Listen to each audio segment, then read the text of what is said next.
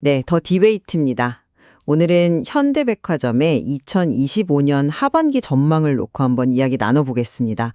최근에 실적이 좀 개선되는 신호가 보이는데 과연 이 대내 외적인 불확실성을 딛고 현대백화점이 계속 성장할 수 있을지 이게 핵심 질문이 되겠네요.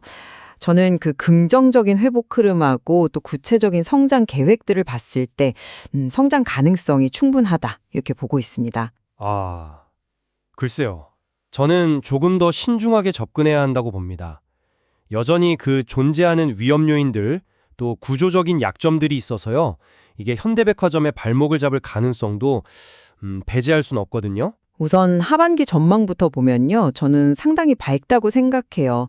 백화점 쪽만 봐도 지난 7월에요. 거의 모든 상품군 매출이 한 6% 정도 늘면서 이게 확실히 소비가 좀 살아나는구나 하는 신호를 줬거든요. 특히 그 더현대 서울이나 판교점 같은 대형 점포들이 성장을 잘 이끌고 있고요. 외국인 매출 이것도 작년보다 한 20%나 늘었어요. 더현대 서울 같은 경우는 외국인 매출 비중이 벌써 15%나 되고 또 20대, 30대 젊은 고객 비중도 35%까지 올라와서 미래 성장 기반도 탄탄해 보입니다.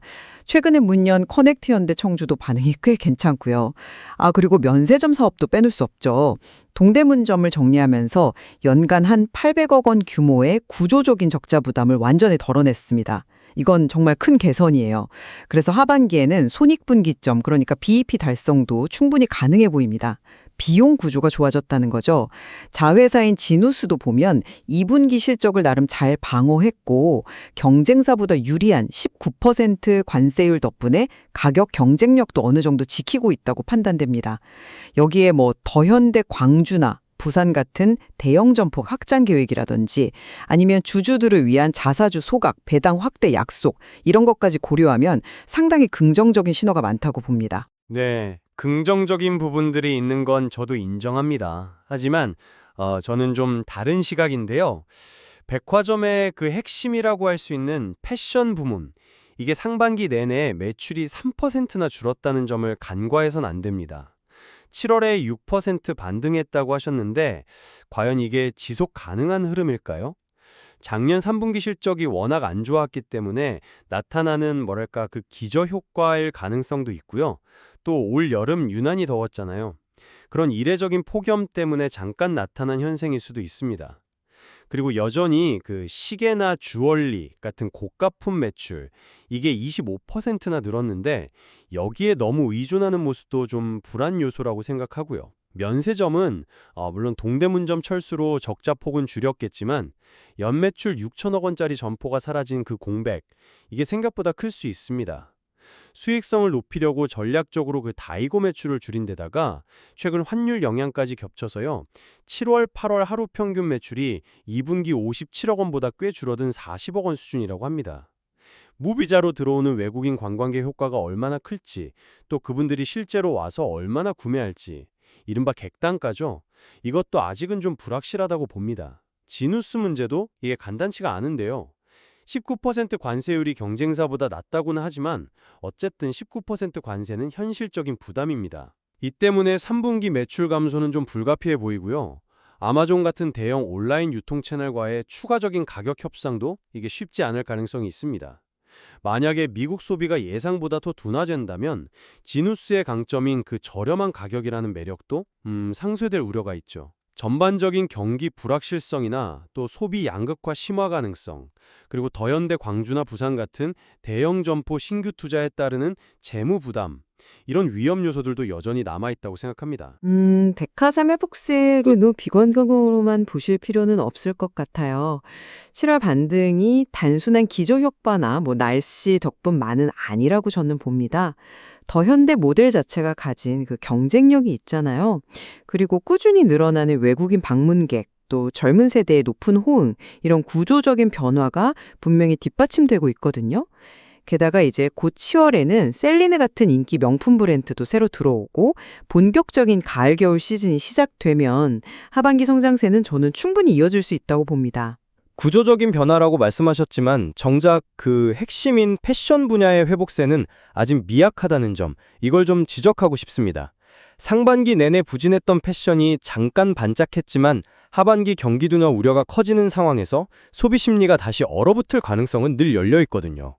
7월 반등이 정말 추세적인 건지는 조금 더 시간을 두고 지켜봐야 확실해질 겁니다. 면세점, 동대문점, 철수는요, 저는 외형 축소라기보다는 선택과 집중 전략으로 해석해야 한다고 생각합니다.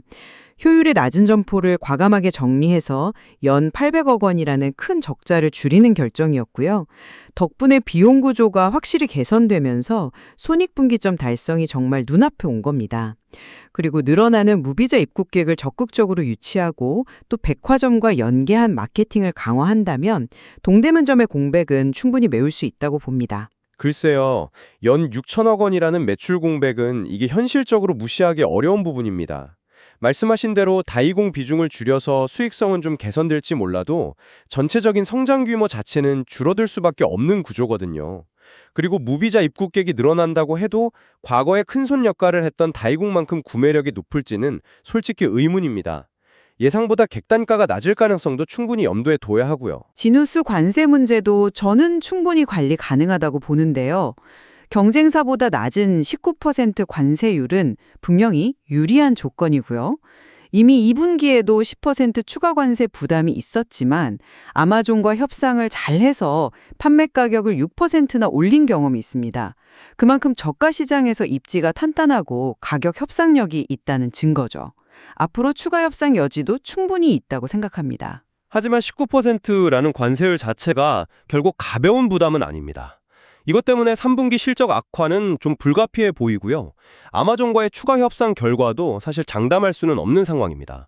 만약에 미국 소비 시장이 지금 예상보다 더 얼어붙는다면 저가 제품들 사이의 가격 경쟁은 훨씬 더 치열해질 테고, 그렇게 되면 관세 부담을 소비자에게 전가하기가 더 어려워질 수도 있습니다. 네, 중합적으로 보면 현대백화점은 하반기에 실적이 개선되는 그런 흐름을 보여주고 있고 또 더 현대 중심의 성장 전략이나 면세점 수익성 개선 그리고 진우스 안정화 노력 같은 긍정적인 면이 분명히 많습니다. 물론 방금 지적하신 그런 위험 요인들을 잘 관리하면서 나아가는 것이 중요하겠죠. 네, 7월 이후에 개선 조짐이 보이는 것은 맞습니다. 하지만 백화점 핵심 사업이 완전히 회복되었는지, 또 면세점이 그 큰 매출 공백을 잘 극복할 수 있을지, 그리고 진우스가 관세 부담과 미국 시장 변화에 어떻게 대응할지 등등 아직 넘어야 할 산이 많다고 봅니다. 거시경제의 불확실성을 생각하면 아직은 안심하기 좀 이르다는 게 제 생각입니다. 결국 현대백화점의 향후 성과는 백화점 본업의 회복 강도가 얼마나 되느냐, 또 면세점 구조 조정이 성공적으로 마무리되느냐, 그리고 자회사인 진우스가 외부 환경 변화에 얼마나 잘 대처하느냐, 여기에 달려있다고 볼 수 있겠네요. 그렇습니다. 여러 가지 관점에서 현재 상황을 면밀히 분석하고 앞으로 발표될 관련 지표들을 주의 깊게 지켜보는 것이 중요해 보입니다.